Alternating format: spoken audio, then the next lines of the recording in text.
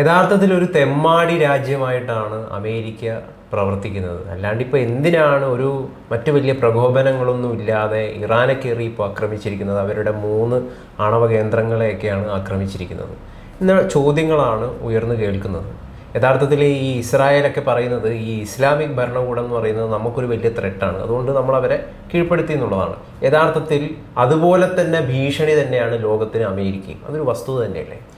അമേരിക്കയും ഇസ്രയേലും എന്ന് പറഞ്ഞാൽ ലോകത്തിലെ ഏറ്റവും ഭീകര രാഷ്ട്രങ്ങളായിട്ട് നമുക്ക് പ്രഖ്യാപിക്കേണ്ടി വരും.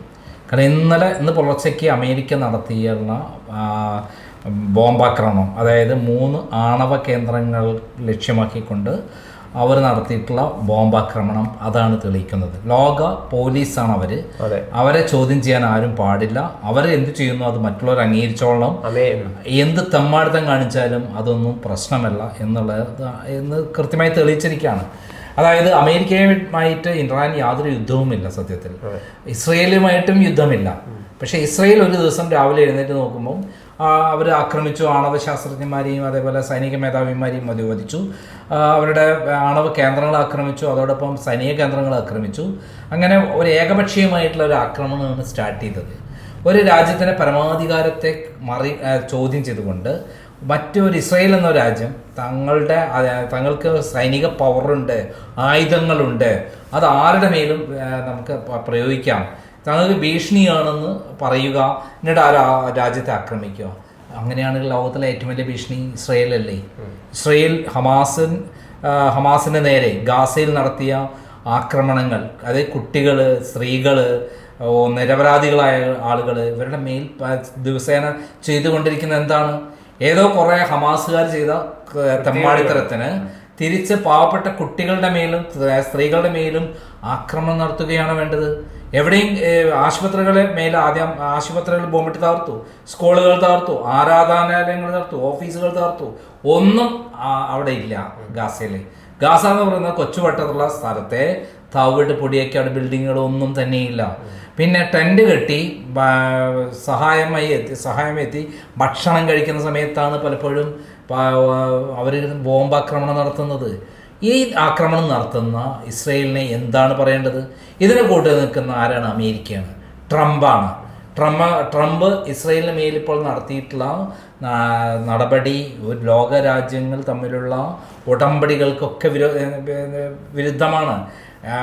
എല്ലാ തരത്തിലുള്ള നിയമങ്ങളും ലംഘിച്ചുകൊണ്ട് ഒരു രാജ്യത്തിൻ്റെ പരമാധികാരത്തിൽ കടന്നുകൊണ്ട്, പ്രത്യേകിച്ചും ആണവ കേന്ദ്രത്തെ അങ്ങനെ ആക്രമിക്കാൻ പാടില്ല എന്ന് കൃത്യമായ നിയമങ്ങളുണ്ട്, പരസ്പര ധാരണകളുണ്ട്. അത് വയലേറ്റ് ചെയ്തുകൊണ്ടാണ് ഞങ്ങൾക്കൊന്നും ബാധകമല്ല, ഞങ്ങളത് അവിടെ തകർക്കും എന്ന് പറഞ്ഞുകൊണ്ട് ഇന്ന് നടത്തിയത് ഒരിക്കലും ലോകരാജ്യങ്ങൾ അംഗീകരിക്കുന്നില്ല.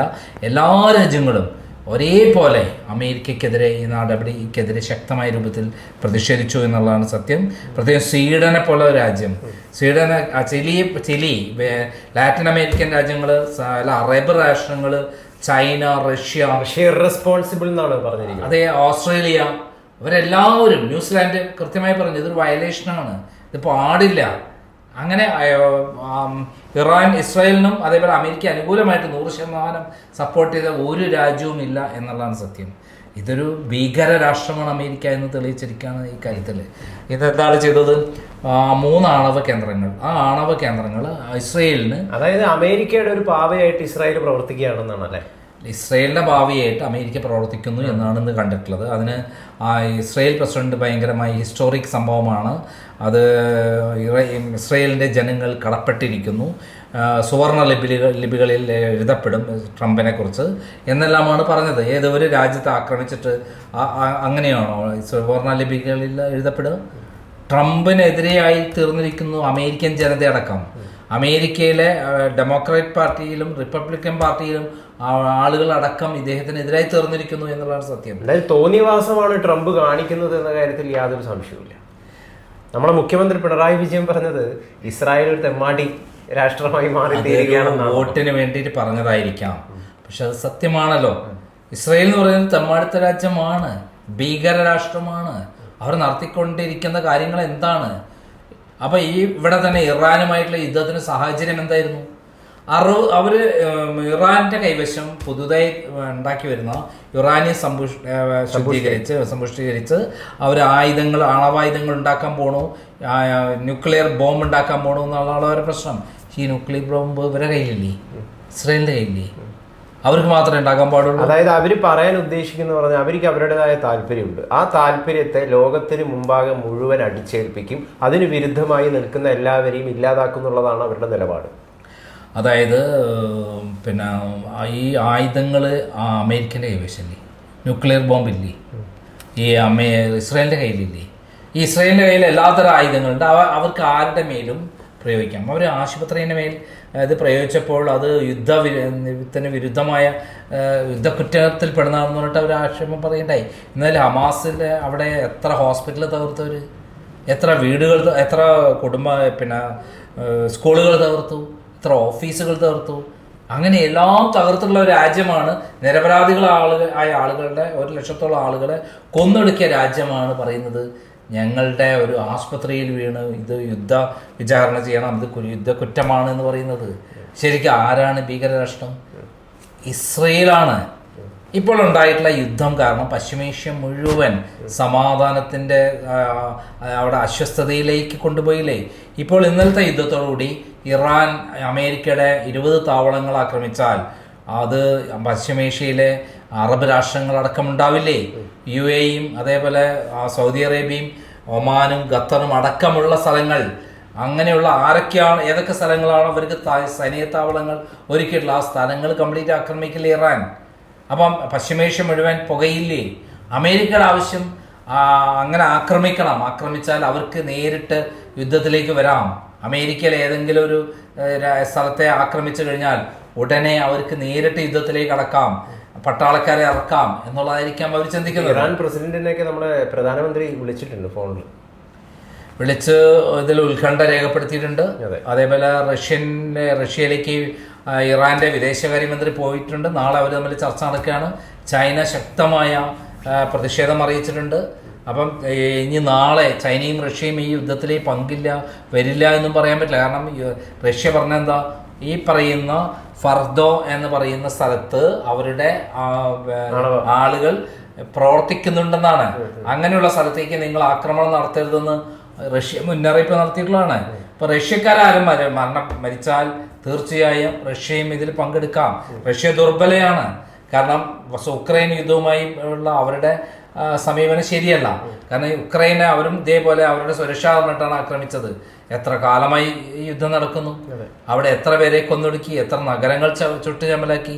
അപ്പൊ അതേപോലെ തന്നെയാണ് അവിടെ നടക്കുന്നത്. എന്തെങ്കിലും ആവട്ടെ, ഇവിടെ ഇറാന്റെ കാര്യത്തിൽ അവരൊരു ഇസ്ലാമിക് കൺട്രി ആയിരിക്കാം, അവിടുത്തെ നിയമങ്ങൾ നമുക്ക് അംഗീകരിക്കുന്നില്ലായിരിക്കാം, അവിടെ സ്ത്രീകൾക്ക് സ്വാതന്ത്ര്യമില്ലായിരിക്കാം, അത് വേറെ. ഓരോ രാജ്യത്തിന്റെയും അങ്ങനെ നോക്കിക്കഴിഞ്ഞാൽ ഇന്ത്യ താലിബാൻ ആയിട്ട് ബന്ധപ്പെടാൻ പറ്റുമോ? അഫ്ഗാനിസ്ഥാനുമായി ധാരണയല്ലേ പാകിസ്ഥാനുമായിട്ട് യുദ്ധം ചെയ്യാൻ വേണ്ടിയിട്ട്. അതേപോലെ ഇറാന്റേതായ അവിടുത്തെ ജനങ്ങൾ തെരഞ്ഞെടുത്തൊരു ഭരണകൂടം, അത് അട്ടിമറിക്കാതിരിക്കുകയോ ചെയ്യാം.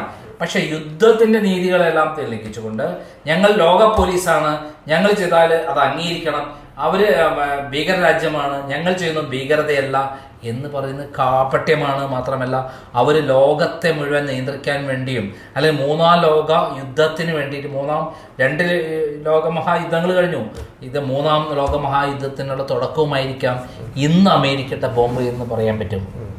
തീർച്ചയായിട്ടും ഇറാൻ എന്ന് പറയുന്നത് നമുക്കറിയാം ഒരു ഇസ്ലാമിക ഭരണകൂടമാണ്. 79-ന് ശേഷം അവരവിടെ കാട്ടിവരുന്ന വൃത്തികേടുകളെ കുറിച്ചൊക്കെ നമുക്ക് കൃത്യമായിട്ട് അറിയാവുന്ന കാര്യമാണ്. അതിനൊന്നും അംഗീകരിക്കുന്നില്ല. ഒപ്പം തന്നെ അമേരിക്ക കാണിക്കുന്ന ഈ നടപടി നമുക്ക് അംഗീകരിക്കാൻ പറ്റുന്ന ഒരു കാര്യമല്ല. കാരണം ഇവരുടെ എല്ലാവരുടെയും ഒറ്റ താല്പര്യമാണ്, ഇവർക്ക് എല്ലാവരുടെയും നയിക്കുന്നത് ഒരേ താല്പര്യമാണ്. ആ താല്പര്യം എന്ന് പറയുന്നത് വളരെ അപകടകരമായിട്ടുള്ള, ലോകത്തിന് മുഴുവൻ അശാന്തി വിതയ്ക്കുന്ന താല്പര്യങ്ങളാണ് ഈ 2 പേർക്കും ഉള്ളത്. ബങ്കർ ബസ്റ്റർ ബോംബുകളാണ് ഉപയോഗിച്ചിട്ടുള്ളത്. അത് കൊണ്ടത് B-2 സ്റ്റെൽത്ത് ഫ്ലൈറ്റുകൾ ഉപയോഗിച്ചിട്ടാണ് കൊണ്ടുവന്നിരിക്കുന്നത്. അതിൻ്റെ പ്രത്യേകത എന്താ? അത് 60 അടി വരെ 60 മീറ്റർ വരെ താഴേക്ക് തുറന്നു പോകുന്നതാണ്. ആ ബോംബിട്ടാൽ അവിടെ ആദ്യം തുറക്കും, എന്നിട്ട് 60 മീറ്റർ വരെ താഴേക്ക് പോയി അവിടെ പൊട്ടിത്തെറിക്കും. ഇവിടെ ഉണ്ടായിട്ടുള്ള സംഭവം, ഇറാനിലുണ്ടായ സംഭവം എന്ന് പറഞ്ഞാൽ എന്താ, ഈ ബോംബിട്ടിട്ട് അവർക്ക് അതിൻ്റെ ഗുണം കിട്ടിയില്ല, അവിടെ തകർക്കാൻ കഴിഞ്ഞില്ല എന്നുള്ളതാണ് അവിടുന്ന് വരുന്ന റിപ്പോർട്ട്. അമേരിക്കയ്ക്ക് വലിയ തിരിച്ചടിയാണ്. ഇത്രയും ചെയ്തിട്ട് അവരെ ഈ പ്ലാന്റ് തകർക്കാൻ അവർക്ക് കഴിഞ്ഞില്ല എന്ന് പറയുന്നത് അമേരിക്കയ്ക്ക് ഏറ്റവും വലിയ തിരിച്ചടിയാണ്. അവിടെ റേഡിയേഷൻ ഇല്ല എന്നുള്ള വിവരമാണ് പുറത്തു വന്നിരിക്കുന്നത്. അങ്ങനെ വരുമ്പോൾ അവരുദ്ദേശിക്കുന്ന കാര്യം നേടിയിട്ടില്ല. അപ്പോൾ അമേരിക്ക ഇത്രയും കഷ്ടപ്പെട്ട് ഈ സാധനം ഉണ്ടാക്കിയെന്തിനാണ്, ആക്രമിച്ചെന്തിനാണ്? അപ്പോൾ അത് നശിപ്പിക്കാൻ വേണ്ടിയിട്ടാണ്. പക്ഷെ അങ്ങനെ ഒരു സംഭവം നടക്കാത്തത് കൊണ്ട് തന്നെ ഇന്ന് ട്രംപ് അവകാശപ്പെട്ടതുപോലെ ഞങ്ങളുടെ ഓപ്പറേഷൻ സക്സസ് എന്ന് പറയുന്നത് 100% പരാജയപ്പെടുകയാണ്.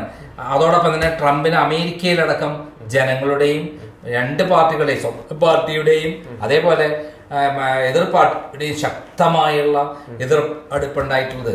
അതേപോലെ ലാറ്റിൻ അമേരിക്ക രാജ്യങ്ങൾ ഒറ്റക്കെട്ടായി അമേരിക്കയെ എതിർത്തുകൊണ്ടിരിക്കുകയാണ്. യൂറോപ്യൻ കൺട്രീസിൽ സ്വീഡനൊക്കെ ഇതിനകത്ത് വരിക എന്ന് പറഞ്ഞാൽ വളരെ പ്രധാനപ്പെട്ടതാണ്. സ്പെയിൻ നിന്ന് ഇതിന് ശക്തമായ എതിർപ്പുമായി വന്നിട്ടുണ്ട്. അങ്ങനെ എതിർപ്പുകൾ എല്ലാ മേഖലകളിലും. എന്തായാലും ട്രംപ് പറഞ്ഞല്ലോ ഇനിയിപ്പം ലോകത്ത് ശാന്തി പുലരുകയാണ് എന്നാണ് കഴിഞ്ഞ ദിവസം ട്രംപ് പറഞ്ഞത്. ഇതൊന്നുമല്ല, ട്രംപ് യഥാർത്ഥത്തിൽ ലോകത്തോട് പറയുന്നത് നമ്മൾ വിചാരിച്ചു കഴിഞ്ഞാൽ എവിടെ വേണമെങ്കിലും അശാന്തി ഉണ്ടാക്കാൻ പറ്റും, നമ്മൾ വിചാരിച്ചു കഴിഞ്ഞാൽ എവിടെ വേണമെങ്കിലും ബോംബുകൾ വിക്ഷേപിക്കാൻ പറ്റും, യുദ്ധം നിർമ്മിക്കാൻ വേണ്ടി സാധിക്കുമെന്നാണ് യഥാർത്ഥത്തിൽ അമേരിക്ക ലോകത്തിന് മുമ്പാകെ നൽകുന്ന ഏറ്റവും ദുരന്തപൂർണമായിട്ടുള്ള ഒരു സന്ദേശം എന്ന് പറയുന്നത്. അല്ല, അമേരിക്ക എന്ന് പറയുന്നത് ലോകത്തിന് ഭീഷണിയാണെന്ന് തെളിയിച്ച ദിവസമാണെന്ന് നമ്മൾ പറയാറുള്ളൂ. സാമ്രാജ്യത്വമാണ് അമേരിക്കയിലെ, അമേരിക്ക ഭീകരരാണെന്നൊക്കെ പറയുന്നതുള്ളായിരുന്നു. ഇന്നത് ട്രംപ് ശരിക്കും തെളിയിച്ചു. ശരിക്കും അമേരിക്ക ചെയ്യേണ്ടത് എന്താ, ഈ യുദ്ധത്തിൽ അവസാനിപ്പിക്കാൻ വേണ്ടി മുൻകൈ എടുത്ത് അവിടെ സമാധാനം കൊണ്ടുവരിക എന്നുള്ളതാണ്. ഇറാൻ പറയുന്നത് എന്താ, നിങ്ങൾ യുദ്ധം നിർത്തൂ, ഞങ്ങളെ ആക്രമിക്കുന്നത് നിർത്തൂ, ഞങ്ങൾ സമാധാനത്തിന് റെഡിയാണ്. ഒരു രാജ്യം അങ്ങനെ പറയുമ്പോൾ ഏകപക്ഷീയമായി ഒരു രാജ്യത്തെ ആക്രമിക്കുക, അവിടുത്തെ ജനങ്ങളെ വേട്ടയാടുക, അവിടുത്തെ സൈനിക മേധാവികളെ വധിക്കുക, അവിടുത്തെ ശാസ്ത്രജ്ഞന്മാരെ വധിക്കുക, ഒരു രാജ്യത്തിന് സുരക്ഷാ വർണ്ണം ഇങ്ങനെ ചെയ്യാൻ തുടങ്ങിക്കഴിഞ്ഞാൽ ലോകത്തിൽ ഏതെങ്കിലും ഒരു രാജ്യത്തിന് ഇതുപോലുള്ള വികസന പ്രവർത്തനങ്ങൾ നടത്താൻ പറ്റുമോ? ഇപ്പം അണുവായുധങ്ങളുള്ള രാജ്യങ്ങളും അണുവായുധങ്ങളില്ലാത്ത രാജ്യങ്ങളും ലോകത്തിലെ എല്ലാ രാജ്യങ്ങൾക്കും അവകാശമില്ലേ അണുവായുധങ്ങൾ ഉണ്ടാക്കാൻ? അത് ഇങ്ങനെയുള്ള യുദ്ധത്തിന് ഉപയോഗിക്കാതിരിക്കുക, അതേപോലെ അവർക്ക് മറ്റു രാജ്യങ്ങൾ ആക്രമിക്കാനുള്ള കാര്യങ്ങൾക്ക് ഉപയോഗിക്കാതിരിക്കുക എന്നൊക്കെയാണല്ലോ നമ്മൾ ചെയ്യേണ്ടത്. അമേരിക്കയ്ക്ക് അണുവായുധങ്ങൾ ഉണ്ടാക്കാൻ പറ്റുമെങ്കിൽ ഇറാൻ എന്താ പ്രശ്നം? ഇസ്രായേലിന് ഉണ്ടാക്കാൻ പറ്റുമെങ്കിൽ എന്തുകൊണ്ടാണ് ഇറാൻ ഉണ്ടാക്കാൻ എന്താ പ്രശ്നം? അപ്പൊ ഏറ്റവും ഭീകരമായ കാരണം അത് പ്രശ്നമാണ്. കാരണം അമേരിക്കയ്ക്ക് ഞാൻ തന്നെയാണ് രാജാവ്, ഒറ്റ രാജാവ് മതി എന്നുള്ളൊരു തോന്നലാണ്. ഇപ്പോഴത്തെ അവസ്ഥയിൽ ലോകരാഷ്ട്രങ്ങളിൽ റഷ്യ വളരെ വീക്കായതുകൊണ്ടും ചൈന പൊതുവെ എല്ലാ കാര്യങ്ങളും ഇടപെടാത്തതുകൊണ്ടും US, അമേരിക്ക ഇപ്പോൾ പല രാജ്യങ്ങൾ ഇതേപോലെ ഇടപെട്ട് അവിടെ യുദ്ധം ഉണ്ടാക്കി. എന്നിട്ട് രണ്ട് കൂട്ടുകാർ തമ്മിൽ കാണുമ്പോൾ ഒരു കൂട്ടുകാരനെ കൂടെ ചേർന്നുകൊണ്ട് ആ കൂട്ടുകാരനോട് മറ്റാളെ അടുപ്പിക്കുക, എന്നിട്ട് മറ്റാൾ ഇങ്ങോട്ട് തിരിച്ചടിക്കുമ്പോൾ ഞാനുണ്ട് എന്ന് ചേർത്ത് പിടിക്കുക. അപ്പോൾ ഈ പറയുന്ന ഒരു സമീപനമാണ് കുറുക്കൻ്റെ ബുദ്ധിയാണ്, ചെന്നായിയുടെ ബുദ്ധിയാണ്. അത് രണ്ട് ആട്ടിൻകുട്ടികളെ കൂട്ടിയിടിപ്പിച്ച് ചോര കുടിക്കുന്ന ചെന്നായിയുടെ ബുദ്ധിയാണ് ട്രംപിൻ്റെത് എന്ന് പറയാൻ പറ്റും. ഇസ്രയേലിനെയും അതേപോലെ ഇറാനെയും കൂടെ കൂട്ടിയോജിപ്പിച്ച് അവിടെ സമാധാനം കൊണ്ടുവന്നിരുന്നെങ്കിൽ അമേരിക്കയ്ക്ക് കിട്ടുന്ന പേരും പ്രശസ്തിയും എത്രയാണ്?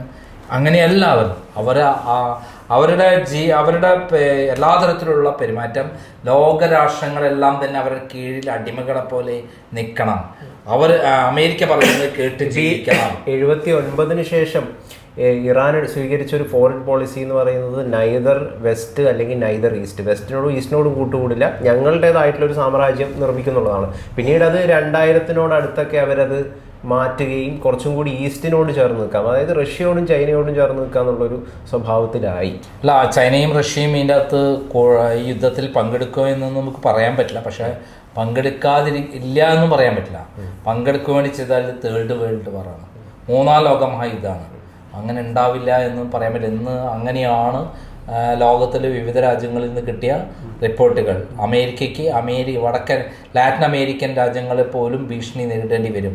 ഒരേ സമയത്ത് പശ്ചിമേഷ്യയിൽ നിന്ന് മാത്രമല്ല മറ്റെല്ലാ സ്ഥലത്തു നിന്നും അവർക്കും കൂടെ ഇതിൻ്റെ അകത്ത് കക്ഷികൾ ചേരേണ്ടി വരും. ഇനിയും തുടർന്നു കഴിഞ്ഞാൽ ഒരു രാജ്യത്തെ അതിന് ലിമിറ്റും കഴിഞ്ഞ് ആക്രമിക്കാൻ തുടങ്ങിക്കഴിഞ്ഞാൽ മറ്റെല്ലാ രാജ്യങ്ങളും ചേർന്നുകൊണ്ട് ഇസ്രയേലിനെ പൂർണ്ണമായി നശിപ്പിച്ചെന്ന് വരും.